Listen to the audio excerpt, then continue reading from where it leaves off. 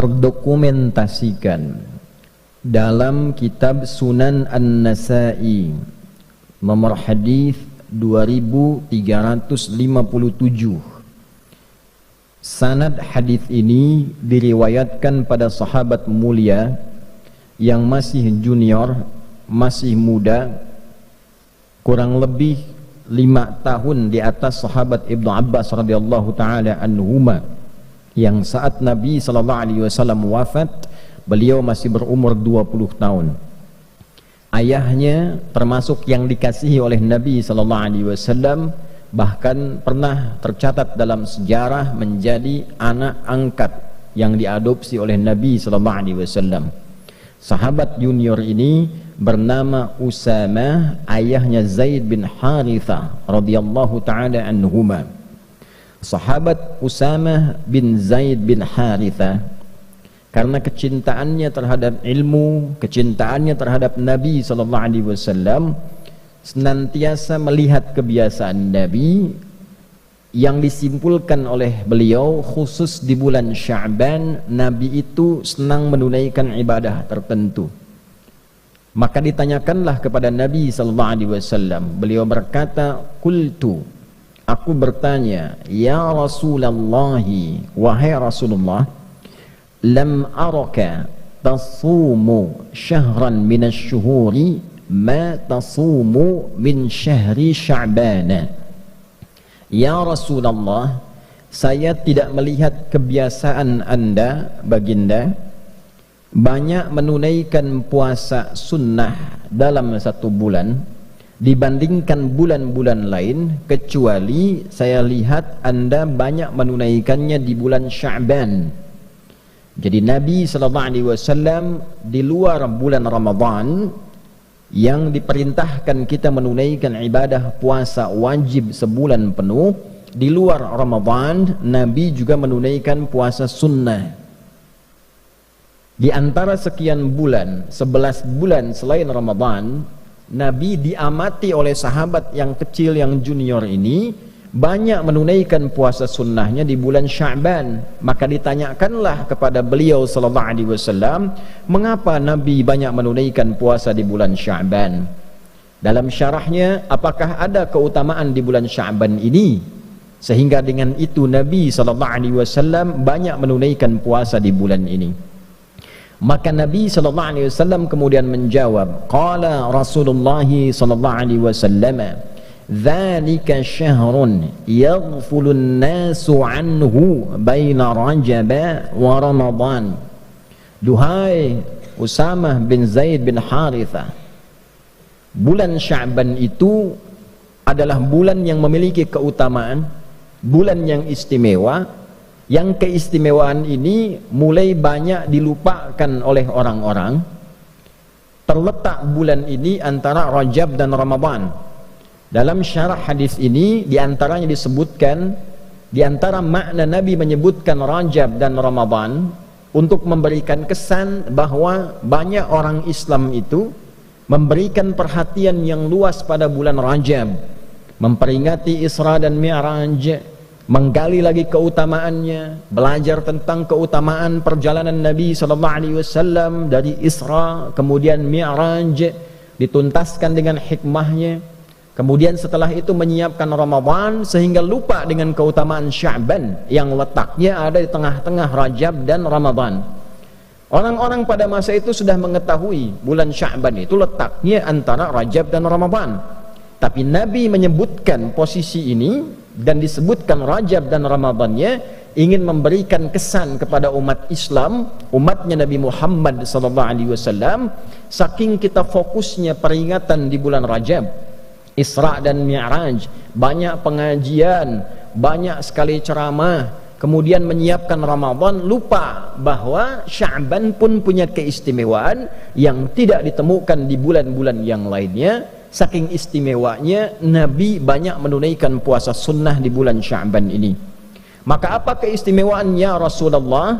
Wa huwa syahrun turfa'u fihi al-a'malu ila rabbil alamin wa uhibbu an yurfa'a amali wa ana sha'imun. Di bulan Sya'ban itu adalah bulan istimewa, waktu saat amalan-amalan kita ditampakkan di hadapan Allah Subhanahu wa ta'ala. Tentu Allah itu sebelum ditampakkan pun sudah mengetahui sifatnya maha. Sebelum dilakukan, sedang dilakukan, setelah dilakukan, Allah maha mengetahui seluruhnya. Tapi disebutkan kalimat-kalimat seperti ini, itu ada maknanya, ada syarahnya. Kalau kita mengaji di ilmu hadis, disebutkan kalimat-kalimat semacam ini untuk menunjukkan bahwa waktu itu begitu istimewa, keadaan itu begitu istimewa. Saking istimewanya, amal-amal kita itu disebutkan walaupun sudah diketahui. Misal kita ingin berikan gambaran, menteri-menteri dalam kabinet misalnya bekerja, dia melakukan riset, analisa, penelitian, misalnya di bidang ketahanan pangan, menyiapkan ketahanan pangan terbaik, padinya untuk ternaknya dan sebagainya. Nah, presiden sudah melakukan riset terlebih dahulu. Sebelum menterinya bekerja, presiden menugaskan orang-orang tertentu, coba pelajari di lapangan bagaimana. Jangan sampai nanti menterinya presentasi ternyata tidak sesuai dengan data di lapangan.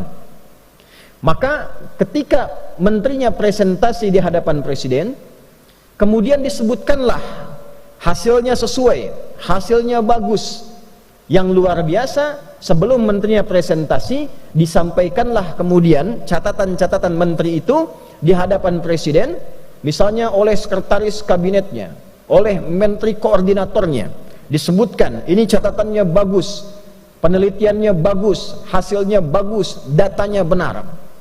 Tentu ketika disebutkan prestasi-prestasi yang baik ini, bukankah perasaan menterinya nyaman? Bukankah menterinya akan senang? Bukankah menterinya akan bahagia? Kalau kita sekarang sedang bekerja dengan baik, berprestasi, kemudian nama kita disebut secara nasional, dipresentasikan, disebutkan di hadapan pejabat-pejabat, disebutkan di hadapan masyarakat-masyarakat, si fulan ini bagus, sholatnya bagus, sosialnya bagus, beramalnya bagus, semangatnya bagus, kenegaraannya bagus. Bukankah ketika diviralkan itu kita merasa bangga? Kita merasa senang? Sekarang orang masuk koran sudah senang, orang viral sudah senang, orang disebut-sebut sudah senang. Nah, ini ada waktunya nama dan amal kita disebut-sebut di hadapan Allah. Si fulan amalnya begini, si fulan salatnya begini, si fulan baca Qur'annya begini, si fulan sedekahnya begini. Disebutkan di hadapan Allah, sekalipun Allah sudah mengetahui itu semua, untuk memberikan petunjuk kepada kita bahwa nama kita sedang disebut, amal kita sedang diagung-agungkan, amal kita sedang dievaluasi. Maka Nabi SAW memberi contoh kepada kita, saya akan sangat merasa senang dan gembira ketika amal saya ditampakkan di hadapan Allah, disebut-sebut, dievaluasi, saya sedang dalam keadaan menunaikan puasa. Hadirin, sekarang kita masuk pada syarahnya dengan singkat tentang hadis ini. Ada 3 pokok yang terkait dengan syarah hadis dimaksudkan. Yang pertama, tipikal seorang muslim belajar dari ilmu sanad pada hadis ini, tersambung sanadnya pada sahabat Usamah bin Zaid radhiyallahu taala anhuma jami'an. Ini sahabat anak muda, pelajar. Jadi kalau Nabi usia 43 tahun, beliau baru lahir. Nabi diangkat jadi Nabi sallallahu alaihi wasallam, diberikan bekal oleh Allah selama 3 tahun 6 bulan. Bekal, belum berdakwah secara luas, ini anaknya baru lahir. Nabi berdakwah, tinggal di Mekah kurang lebih berdakwah setelah fase 3 tahun 10 tahun, 10 tambah 3 13 tahun. Berarti anak ini usianya baru 10 tahun. Tapi 10 tahun ini senang dengan ilmu, membersamai Nabi sallallahu alaihi wasallam, belajar kepada Nabi, belajar dengan benar, belajar Qur'annya, belajar salatnya. Yang hebat, anak ini sampai ingin tahu kebiasaan Nabi. Ini memberikan pesan kepada kita dalam ilmu sanad, kalau ada orang pintar, orang hebat, orang soleh, dekati dia, lihat kebiasaannya, lihat bagaimana ia beraktivitas, supaya minimal kita mendapatkan kesolehan dan kepintarannya. Lihat bagaimana cara dia belajar, lihat bagaimana cara dia beribadah. Lihat bagaimana cara dia berinteraksi dalam kehidupan sosial. Dulu semua sahabat Nabi begitu. Yang ingin dapat percikan berkah ilmu dari Nabi, maka mereka akan melihat bagaimana Nabi belajar, dibimbing oleh Allah Subhanahu wa taala melalui malaikat Jibril. Itu ditiru kemudian. Ketika Nabi menyampaikan, langsung dipraktikkan. Maka hasilnya seperti sahabat Ali bin Abi Thalib radhiyallahu taala anhu, sahabat Abu Hurairah radhiyallahu taala anhu, Salman Al-Farisi radhiyallahu taala anhu, yang kecil-kecil seperti Abdullah bin Abbas radhiyallahu taala anhuma, Abdullah bin Umar radhiyallahu taala anhuma, Abdullah bin Amr bin Al-As radhiyallahu taala anhuma, termasuk sahabat Usama bin Zaid bin Harithah radhiyallahu taala anhuma, jami'an. Kalau belum dapat pintarnya, dapat solehnya. Rajin ke masjidnya, rajin bacaan Qur'annya. Kalau sudah soleh dulu, ilmu pasti datang. Karena syarat ilmu mudah diberikan oleh Allah adalah hadirnya kesolehan dalam diri kita, mantapnya hati kita menerima cahaya. Wattaqullah wa yu'allimukumullah. Tingkatkan takwamu kepada Allah, baru Allah tanamkan, ajarkan, pahamkan pengetahuan pada diri kita. Yarfa'illahu alladhina amanu minkum walladhina utul ilma darajat. Kalau ingin diberikan ilmu utul ilma, maka tambahkan imannya dulu. Rajin tahajudnya, rajin zikirnya, rajin salawatnya pada Nabi SAW, semangat dalam belajarnya, semangat dekati Allah. Kalau sudah dekat dengan Allah, diberikan apa yang kita inginkan, termasuk ilmu. Nah, inilah Usama bin Zaid bin Harithah radhiyallahu taala anhuma jami'an. Maka dalam ilmu sanad tidak cukup kita mendengarkan matan isi hadis. Lihat orang yang meriwayatkan hadisnya, siapa mereka? Ada yang di bidang militer, ada yang di bidang kamtibmas, ada yang di bidang niaga bisnis, ada yang di bidang pengetahuan, ada yang di bidang rumah tangga. Pelajari siapa mereka, bagaimana mereka mengambil ilmu dari Nabi sallallahu alaihi wasallam. Nah, sahabat ini karena melihat kebiasaan Nabi di bulan Sya'ban, artinya apa? Beliau ini orang yang rajin mengamati perilaku Nabi. Karena rajin mengamati perilaku Nabi, dekatlah dengan Nabi dan mendapatkan percikan keberkahan dari keberkahan Nabi sallallahu alaihi wasallam. Maka di era Umar bin Khattab radhiyallahu taala anhu saat menjadi khalifah, beliau presiden, punya Baitul Mal, pusat ekonomi, pusat harta. Pada waktu-waktu tertentu dibagikan ke semua rakyatnya. Jadi beliau melihat potensi di wilayahnya, di negara yang dipimpinnya, apa saja sumber dayanya, apa saja yang diolahnya, dikumpulkan di pusat kumpulan harta namanya Baitul Mal. Setelah itu diberikan kemudian kepada rakyatnya secara merata, sesuai dengan porsi, kebutuhan dan keutamaannya. Setiap bulan semua rakyat dapat santunan, yang belum bisa kerja dapat modal, dapat bimbingan, yang yatim dirawat, yang kehilangan suami dirawat juga, negara hadir membersamai. Satu kali anaknya Umar bin Khattab radhiyallahu taala anhu mendapat bagian. Ketika dibagikan, setelah itu Usamah bin Zaid dapat bagian juga. Ternyata bagiannya Usamah bin Zaid itu 2 kali lipat dari anaknya Umar bin Khattab, yaitu Abdullah bin Umar bin Khattab radhiyallahu taala anhuma. Anak presiden dapat bagian Baitul Mal, ya, karena presidennya juga tidak tampil dengan kekayaan, hidupnya sederhana. Walaupun orangnya jenius, pintar, hidupnya sederhana, rumahnya sederhana, anaknya pakai baju banyak tambalan dalam bajunya. Dapat santunan dari negara untuk menunjukkan negara hadir dengan porsi yang sama. Walaupun anak presiden, rakyat juga. Walaupun anak seorang pemimpin, sama dengan rakyat juga. Bajunya sama, tertawa bersama, duka bersama. Tapi ternyata ada anak lain yang bukan anak presiden, porsinya mendapatkan 2 kali lipat dari anak presiden. Ini menarik.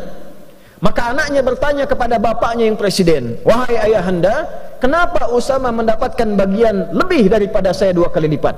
Maka kata Umar bin Khattab radhiyallahu taala anhu, karena Usama bin Zaid itu lebih dekat hubungannya dengan Nabi, lebih dicintai oleh Nabi. Artinya apa? Nabi lebih mengetahui keadaan Usama dibandingkan dengan anaknya Umar. Porsi kebutuhannya, kehidupannya bagaimana, lebih dicintai oleh Nabi. Dan bapaknya Usama lebih dekat kepada Nabi dan lebih dicintai oleh Nabi dari bapakmu. Bayangkan, Umar bin Khattab, seorang pemimpin, beliau jadi presiden di era itu, mengatakan pada anaknya, bapaknya Usama lebih dicintai dan dekat dengan Nabi, Usamahnya lebih dicintai dan dekat dengan Nabi dibandingkan dengan engkau dan dibandingkan dengan bapakmu. Artinya apa? persahabatan begitu erat, persahabatan begitu mulia. Usama sudah tidak ada bapaknya, diperhatikan oleh Umar melebihi anaknya sendiri karena ia punya beban kehidupan di atas beban anaknya. Itulah ilmu sanad. Jadi intinya kalau kita memperhatikan dengan baik, belajar dengan baik, ikut orang soleh dan pintar, maka kita akan dapatkan keberkahannya. Yang kedua, hadirin dengan cepat, di dalam hadis ini juga menyampaikan keutamaan bulan Sya'ban. Sekarang kita masih di tanggal 8. Kurang lebih ada 2 pekan lebih, masih ada 12 atau bahkan 21 hari ke depan. 21 hari masih ada keutamaannya. Setiap harinya, nanti di pertengahan bahkan malamnya, seluruh amal kita di bulan ini dibentangkan oleh malaikat, dibacakan, ditampilkan, disampaikan di hadapan Allah Subhanahu wa ta'ala. Jadi malaikat membacakan, si fulan, ya Allah, hamba-Mu baca Al-Quran di hari ini. Si fulan berzikir, si fulan salawat pada Nabi Muhammad sallallahu alaihi wasallam. Si fulan meningkatkan bacaan Al-Qurannya. Maka dari itu kita siapkan dengan semangat di bulan Sya'ban ini, siapkan amalannya, siapkan peningkatannya, siapkan semangatnya, karena nama dan amalan kita disebut-sebut di bulan ini. Yang ketiga, Nabi mengajarkan kurikulum persiapan Ramadan di bulan Sya'ban. Ayat puasa turunnya bukan di bulan Ramadan. Ayat puasa turun di bulan Sya'ban di tahun kedua Hijrah. Ulama kemudian menyimpulkan mengapa turun di bulan Sya'ban sebagai persiapan bagi umat Nabi Muhammad sebelum masuk ke bulan Ramadan yang lebih istimewa daripada bulan Sya'ban. Karena Ramadan istimewa. Ramadan siang malamnya ada ampunan, siang malamnya ada rahmat, siang malamnya disebut-sebut kita, siang malamnya diberi peluang dibebaskan dari neraka. Lebih istimewa dari Sya'ban. Karena itulah Sya'ban kita berlatih menyiapkan diri untuk sampai ke bulan Ramadan. Apa latihan terbaiknya? Menunaikan puasa. Supaya saat Ramadan tidak kaget puasa sebulan penuh. Maka kita perbanyak puasa di bulan Sya'ban ini. Yang sudah Senin dan Kamis, Senin puasa, Selasa istirahat, Rabu puasa lagi, Kamis puasa, Jumat istirahat, Sabtu bisa istirahat, Ahad bisa istirahat. Perbanyak, yang penting perbanyak. Senin puasa lagi. Yang sudah terbiasa nanti Ayyamul Bid, Senin Kamis tambah puasa Daud, Senin puasa, Selasa istirahat, Rabu puasa, Kamis istirahat, Jumat puasa, demikian sebelum sampai ke bulan Ramadan. Kalau sudah begitu, fisik kita terbiasa, masuk Ramadan siap sebulan penuh, kita sudah terbiasa beramal, siapkan kurikulum dari sekarang. Berapa banyak yang akan dibaca di bulan Ramadan, berapa kali khatam, berapa banyak infak, berapa banyak kita salawat, siapkan dari sekarang supaya Ramadan kita sudah tangguh menghadapi bulan-bulan, hari-hari, waktu-waktu, malam-malam yang penuh dengan keistimewaan di sisi Allah Subhanahu wa ta'ala. Itulah keutamaan bulan Sya'ban. Semoga kita dilindungi, diberikan hidayah, diberikan taufik oleh Allah Subhanahu wa ta'ala untuk mau meningkatkan amal di bulan Sya'ban ini. InsyaAllah pekan depan masuk insyaallah ke nisfu Sya'ban, maka khususnya di malamnya perbanyak ibadah kepada Allah, perbanyak solatnya, perbanyak istighfar, perbanyak baca Al-Quran, dan semoga sesuai hadis Nabi SAW yang sahih, di malam pertengahan Sya'ban, nisfu Sya'ban, Allah menelisik ke dalam sampai ke hati kita. Maka orang-orang yang memohon ampun diampuni dosanya oleh Allah Subhanahu wa ta'ala, kecuali orang yang masih ada iri hati, permusuhan di dalam jiwanya yang paling dalam.